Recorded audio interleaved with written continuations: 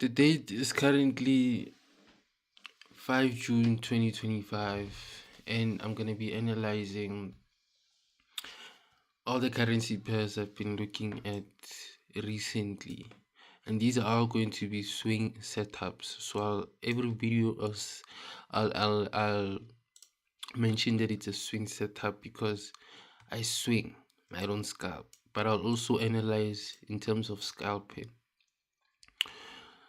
So quick, simple, this is what you do. You go to the monthly time frame, previous week's low, not week man, previous month's low, monthly high. That's the first thing you do. You get those two. Then you go into the weekly. From the weekly, you now look for where price is targeting. As you can see, it was chasing this liquidity previously, and it's now currently sweeping that liquidity, a lot of liquidity down here, and before it came down, took out this liquidity on top. Simple. So most likely this setup is complete. Let's go to the daily and see what goes on. On the daily, just fix whatever you fix. Previous month low, previous month high. Simple. Then you take your Fibonacci tool, take it all the way to the bottom here, candlestick body. Let me show you the settings so that you can set it the way it is, just like this.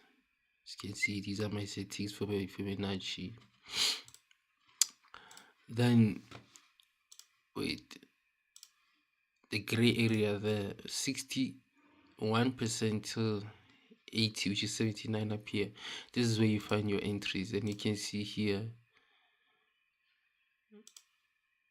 this area was tested. Let me see on the 4 hour is the entry time frame. So here, so price basically tested here.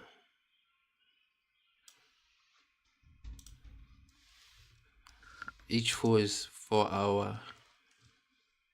Order OP is order block plus OTE, which is optimal trade entry, the area on the candlestick.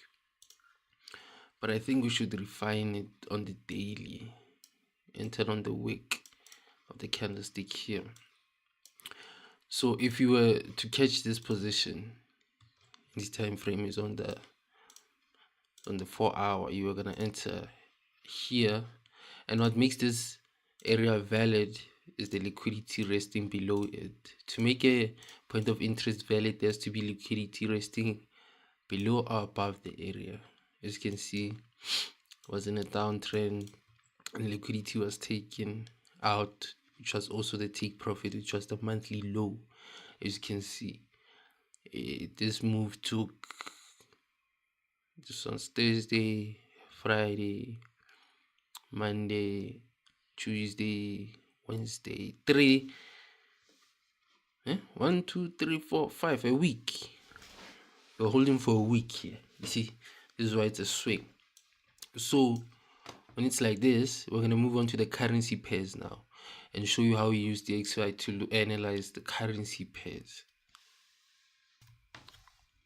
Okay, so when it comes to the currency pairs that are paired against the dollar, you have to first analyze the XY, which is the dollar index, before we move into the currency pairs that have the dollar in them. So if it's the dollar against another currency pair, that means DXY. If DXY is buying, that means USD chief has to be what? Buying as well. You see, if the DXY is selling, that means USD chief has to be selling. You get what I mean? And as you can see, before we came to USD chief, the DXY was selling, and you can see right here is doing the exact same thing, and you can see the previous month candlestick low is exactly the same as the previous one on DXY. It's the same monthly high. Then we move to the weekly. Look at the weekly. Let's see what's happening on the weekly. So on the weekly, this liquidity down here was taken out, or is currently being taken out, but the one on top here was not swept, which means there's a lot of liquidity up here that has to be taken out, you see. So let's see liquidity sweep. Let's move down to the daily. Let's see what happened on the daily for it to go down. The daily, take it from the top till the bottom, same thing like this, as you can see. Then your point of interest will be marked here.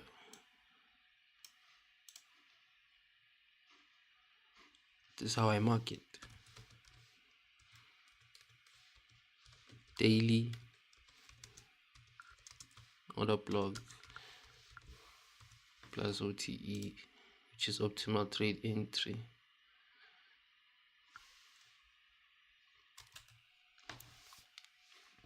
Okay, so which means when you go down to the 4 hour, which is your entry time frame, this is what you're going to be looking at. Your orders are going to be set here, stop loss around here, take profit was going to be the monthly low. Simple.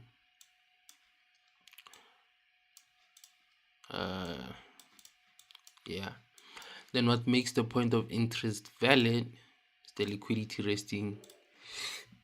So is the liquidity resting below the point of interest, as you can see. Now let's look at this setup, which is the dollar against the CHF. What is CHF? CAD is the Canadian dollar. CHF is the Swiss. I think it's the Swiss dollar. But let's go back to the XY and compare the two setups. As you can see, this is the first setup.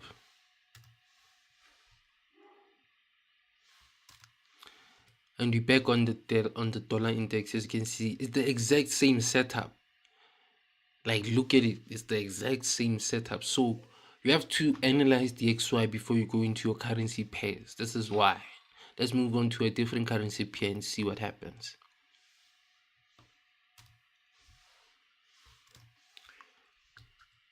Okay, I'm now currently open on USD CAD, and let's move on.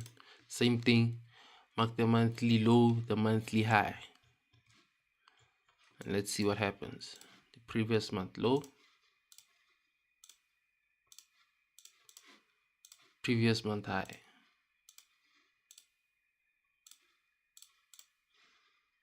Let's go to the weekly.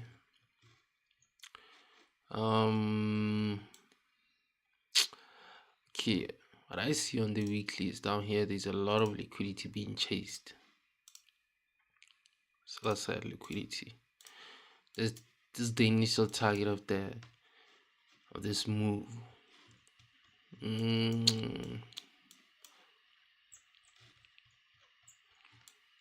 It's in an uptrend for a very long time.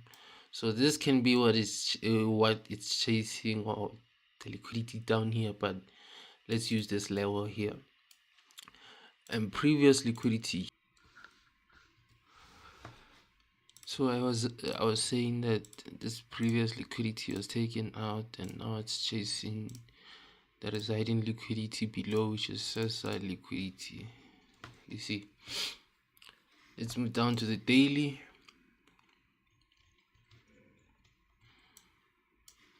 So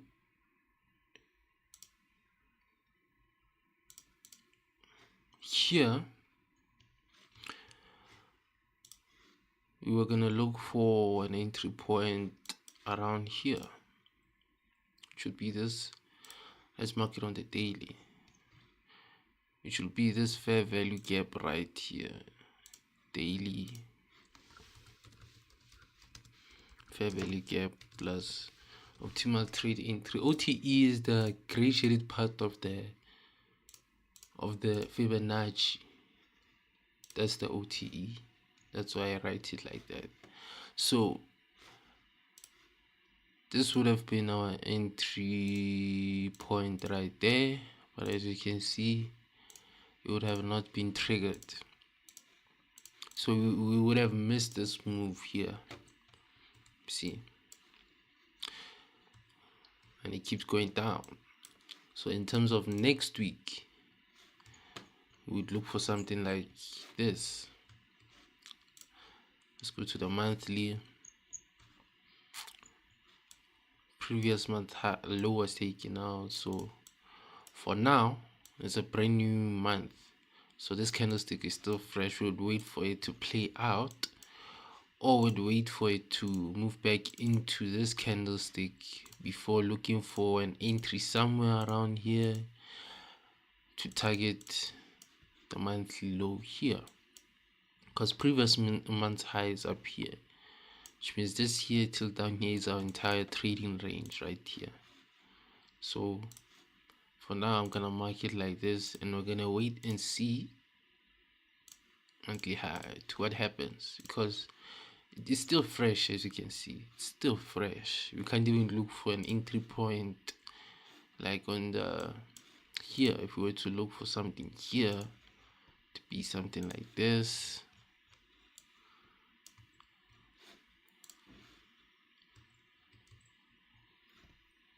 between these two, but I would use between this order block and this order block, but I would prefer to use this order block here, but it's too early to say. So let's go on to the next currency pair. So right now I'm open on GBP USD. This one is trading against the dollar. It's not paired up with it, which means it's supposed to be doing the opposite of what DXY is doing, which means that we're supposed to look for bearish movements. As you can see, it's been pushing up. You see, that's what I mean. They do the opposite. When you mark monthly high, monthly low, then move down to the weekly. As you can see here,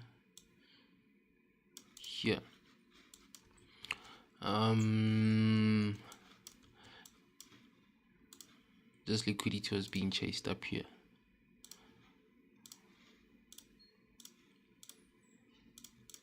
Then down here, here's tricky, but as you can see here, there was a sweep. There was liquidity taken out down here. So let's move to the daily and see what happened. On the daily, if this part of the price was not there when you were looking for an entry point early on in the week, we're going to do something like this. Then this right here.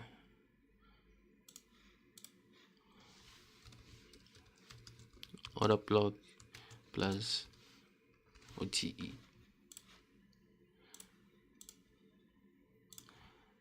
This would have been the initial entry, which means we could have lost. We would have missed this position, and it created more liquidity. So we'll have to wait and see if maybe this level will still be tested. But liquidity